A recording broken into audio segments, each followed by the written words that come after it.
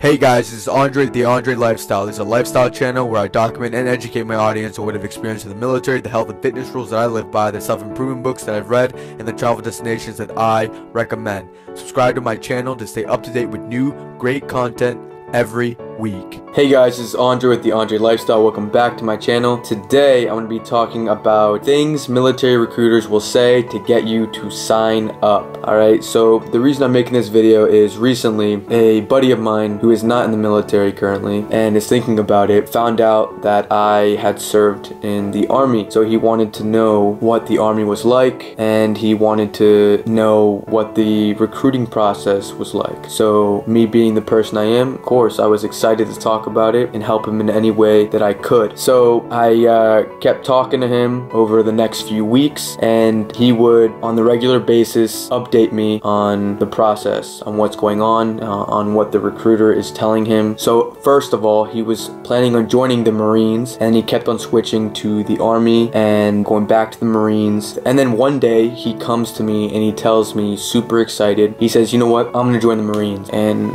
I said, what made you change your mind so quickly, so abruptly? Because he was all about the Army at this point. And he tells me, well, the Marine recruiter tells him that he can get him to E2 because he has some college credits, and that was his incentive for joining the Marines over the Army. So the Army had the job that he wanted, but the Marines were going to give him a higher rank quicker than everyone else. Right? That's why I'm making this video, and I'm kind of diving into the video already, but that was just a backstory to why I'm making this video. Kind of made me a little worked up. Basically what I told him is, it doesn't matter what rank you go in to the military, okay? You can either go in as an E1, an E2, or an E3. Of course, you'd want to go in as an E3, but at the end of the day, if you really think about it, it's not worth it. Because if that's your only incentive for joining a branch, you're fucking it all up. You're making a poor decision because you just don't know. And that's not your fault, you just don't know. But luckily, Andre is here. So what I ended up telling him is, once you're in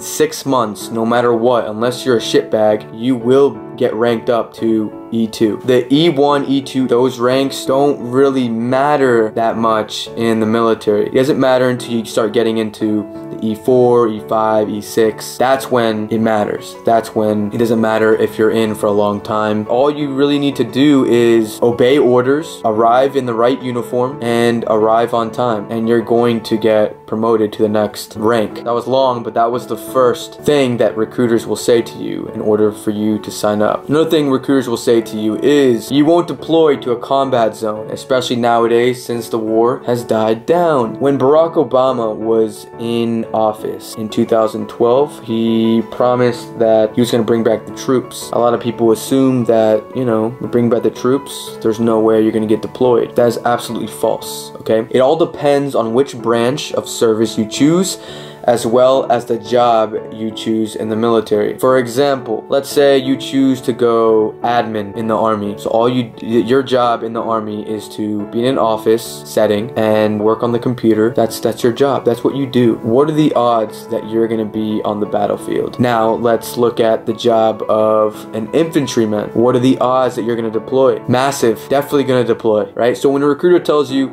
you won't deploy to a combat zone, the war is dying down, it's false. Okay, that's basically what I'm getting at. The next thing that recruiters will say to you is, if you refuse to go to boot camp, you will have broken the law and will go to jail. That is untrue. You have up until the ship-off day to boot camp to change your mind, regardless of what you've signed up until then. So I've heard of people have gone through the whole entire process. They took their ASVAB, went to MEPS, and the day comes, they're finally going to boot camp. They get cold feet and they never return their recruiter's phone calls. Happens a lot, actually. And it sucks for the recruiter because he did all that work, but there's nothing he can do. You don't get in trouble. You don't start getting in trouble. It doesn't start getting on your record until you arrive to boot camp. So you get shipped off and you're at boot camp. The next thing is, what recruiters will say to get you to sign up, you have a high chance of getting the location you want in the military. Not all people are fortunate. I know people that were in my Coast Guard company that wanted Florida, that wanted to catch migrants, do drug busts, stuff like that. So they put all of that on their dream sheet. It kind of sucked because when their location was called out, they got